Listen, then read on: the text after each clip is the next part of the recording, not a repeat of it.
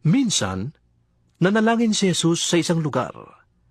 Nang siya'y matapos, sinabi ng isa sa kanyang mga alagad, Panginoon, turuan nga po ninyo kaming manalangin, tulad ng ginawa ni Juan sa kanyang mga alagad.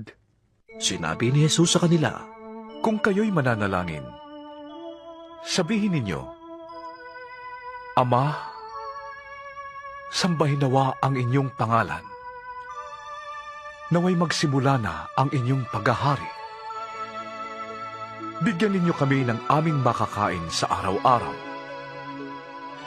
At patawarin ninyo kami sa aming mga kasalanan.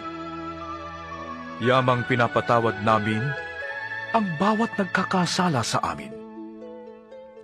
At huwag ninyong hayaang malagay kami sa matinding pagsubok. sinabi pa rin niya sa kanila, Ipalagay nating isang hating gabi, isa sa inyo ay nagpunta sa isa ninyong kaibigan at nakiusap. Kaibigan, bigyan mo muna ako ng 3 tinapay. Dumating kasi ang isa kong kaibigang naglalakbay at wala akong maihain sa kanya.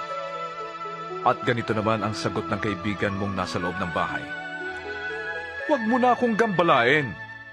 Nakatrangka na ang pinto at nakahiga na kami ng aking mga anak. Hindi na ako makakabangon para bigyan ka ng iyong kailangan.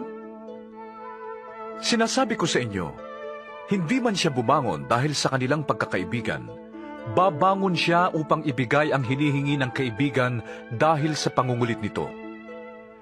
Kaya sinasabi ko sa inyo, humingi kayo at kayo'y bibigyan. Humanap kayo at kayo'y makakatagpo. Kumatok kayo at kayo'y pagbubuksan. Sapagkat ang bawat humihingi ay tatanggap. Ang bawat humahanap ay makakatagpo. At ang bawat kumakatok ay pagbubuksan. Kayong mga ama, bibigyan ba ninyo ng ahas ang inyong anak kung siya'y humihingi ng isda? Bibigyan ba ninyo siya ng alakdan kung siya'y humihingi ng itlog?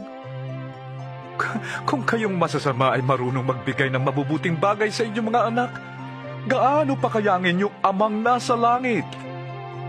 Ibibigay niya ang Espiritu Santo sa mga humihingi sa Kanya.